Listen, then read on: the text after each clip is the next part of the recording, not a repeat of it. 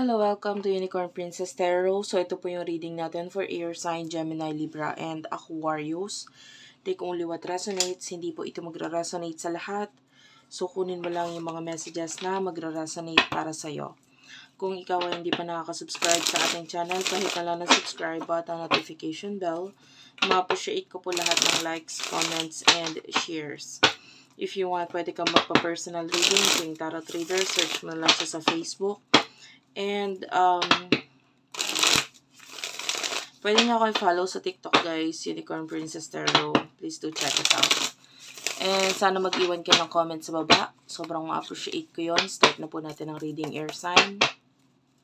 Itong card na ito ang gagamitin ko para sa side mo. This is love reading. Pero pwedeng ito yung side ng person mo, no? Bahala ka nang ilagay ang sarili mo sa sitwasyon. Pwede magkapalit-palit ang sides. Depende sa nangyayari sa'yo. Five of Pentacles, the Six of Cups is also here. Bottom of the deck is the Temperance.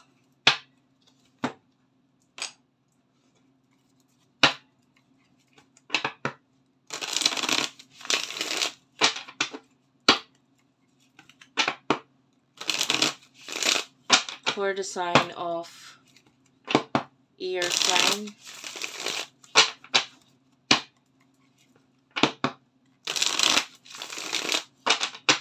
for the sign of air sign, please. Spirit guides, angel guides, for the sign of air sign. One last shuffle. Okay, thank you, Spirit guides, angel guides. For air sign, for the sign of air sign. Okay.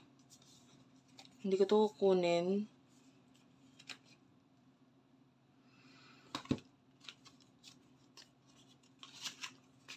Masyadong maraming cards yung lumabas. But I will take this first two na lumabas kanina, which is the Knight of Pentacles and the Ten of Pentacles. One more card. Okay, thank you, Spirit Guides. Angel Guides, you do have here the Queen of Cups. Okay. So, nakakita ko ng mga new beginnings sa'yo ngayon. Might be itong mga new beginnings na ito ay matagal mo nang pinlano, matagal mo nang inisip, and I feel like ito na, nangyayari na ngayon. It's just that might be medyo nagkakaroon ng I feel like yung iba sa inyo nagkakaroon ng problem sa money or na nawawalan ng naubos, sabihin na natin, yung savings. Yung iba, maybe because dito sa bago mong sinisimulan, yung iba, pwede may kinalaman sa pagtulong na ginawa mo sa iba, kaya naubos or kung bakit nabawasan itong iyong mga savings na ito. And I feel like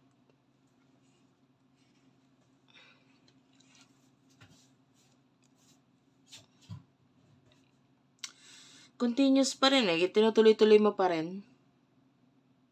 Some of you, pwedeng may mga investment, maybe may kinalaman sa career. Itong mga bagay na ito, kung bakit continuous itong paglabas mo ng pera. So, might be yun, yung iba sa inyo may kinalaman sa investment or career. Yung iba naman, may kinalaman sa pagtulong. And nakikita natin, hindi yun natatapos doon.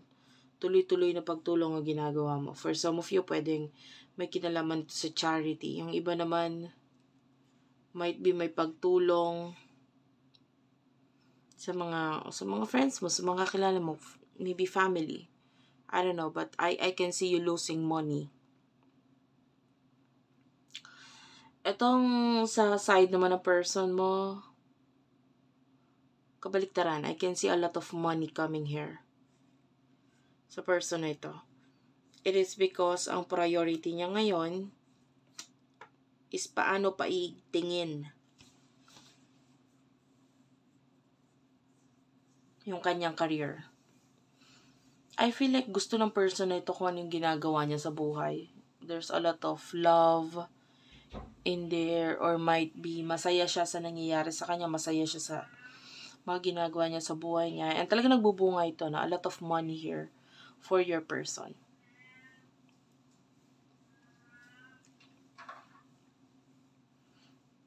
Ay, kita natin, ikaw medyo nahihirapan ka talaga eh. Anyway, tell me more. Tell me more for air sign. For air sign, please.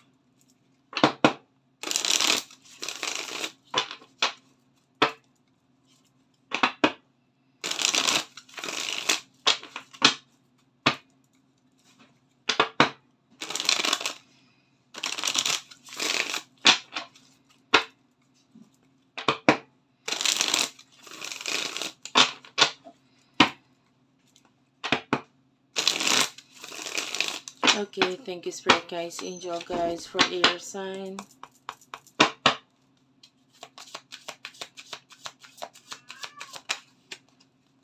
Three of Swords,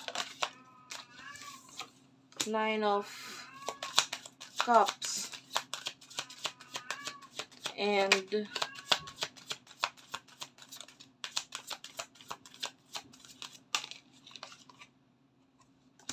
King of Wands. The Hanged Man is at the bottom of the deck. Two of Cups is here.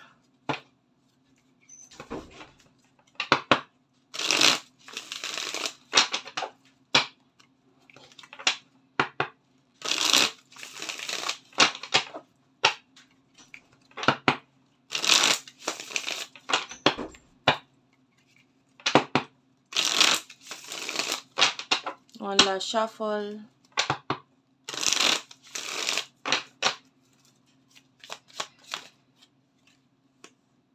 Hindi ko ito kukunin masyadong marami.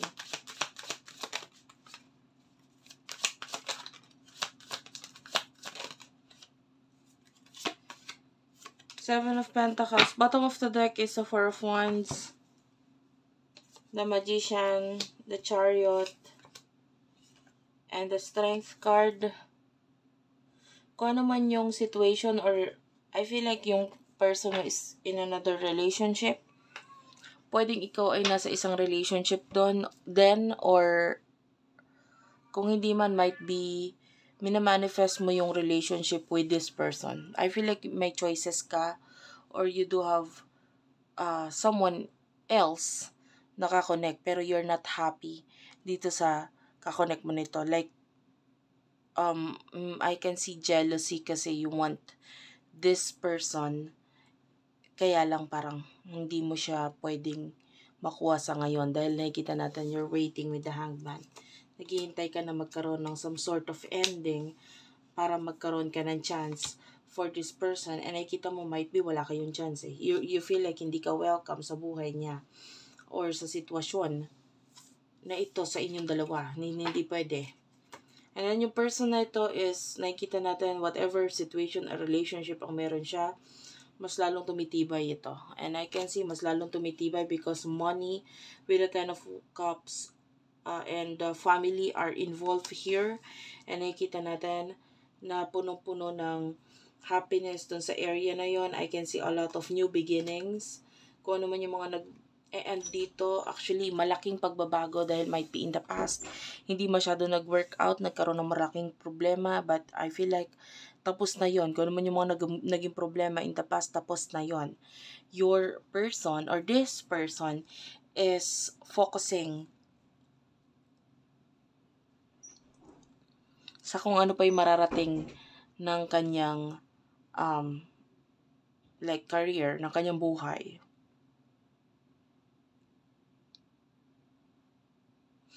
Pero sinasabi niya sa mga tao sa paligid niya, watch me. Kasi maaaring yung mga ibang tao sa paligid niya, medyo bumaba din ang tingin sa kanya. Pero pinatunayan niya sa kanila na kahit anong isipin niyo sa akin, kaya kong iangat ang aking sarili. And itong person na ito, pinapatunayan niya na ngayon na yung mga tao sa paligid niya ay mali sa kung ano man yung mga inisip nila.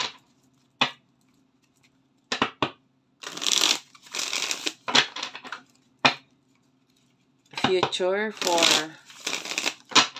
air sign, please.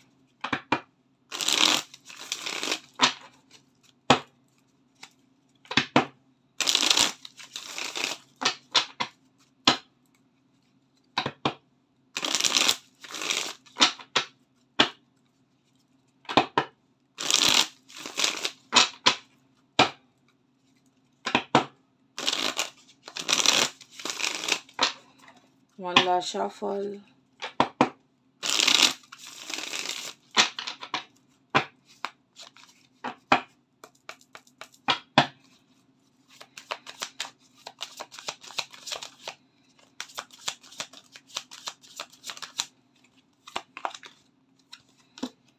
King of Pentacles, Five of Cups.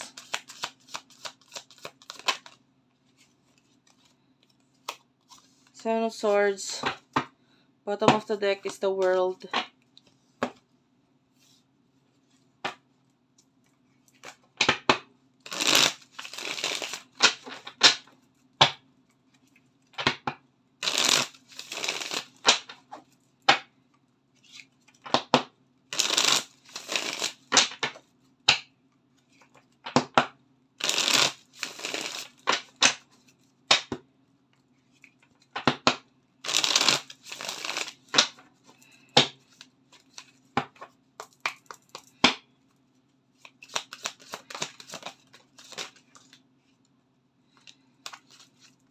Four of Wands is here. So, katulad nga na sinabi ko kanina, kung ano man yung mga bagay dito sa person na ito, lalong tumitibay ito, lalong nagiging maganda. I can see someone here na if you're dealing with a person na may karelasyon, kung may mga problema man dito, nakikita natin ang apology, yung pagsasorry, and pagtanggap ng sorry. So, nakakita tayo dito with the Nine of Pentacles, a lot of success for your person. And we do have here the World, and the Ten of Cups. I can see a lot of happiness, a lot of completion dito. And nakikita natin with the King of Pentacles, there's a lot of money for this person, lalo na pagdating sa kanyang career. And kung ano man yung mga bagay na sinisimulan niya at sisimulan niya pa, masyadong matapang yung person na ito eh.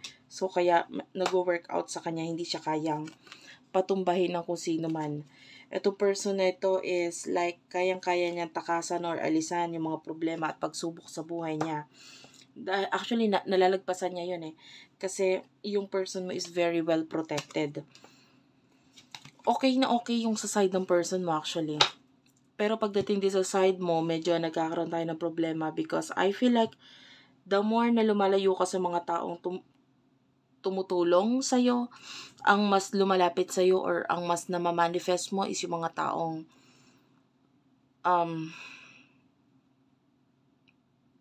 sisira sa'yo. Like, you have to be careful sa mga taong makakarelasyon mo, makakakonect mo, whether sa family, whether sa love, dahil nakikita natin sila yung magpapabagsak sa'yo. And you know why? Kasi may mga decision kang hindi okay para sa'yo. With the World, kailangan mong ikaw ang umiwas dito sa mga taong to. Kasi with the Knight of Swords, ang gusto ng mga taong to is the Ten of Swords. Yung pabagsakin ka. Okay? You are once the Empress. You are once this, 'di ba? Untouchable. Kaya lang ikaw mismo yung naglapit ng sarili mo sa kanila, sa mga maling tao. So, ayusin mo muna yung, pinupush mo kasi yung mga taong dapat talagang tutulong at magmamahal sa'yo ng totoo eh. And, for some of you, it's your fault. Kailangan mong baguhin yun. So, that's the advice, the guidance for you. Thank you for watching. I love you all and bye-bye.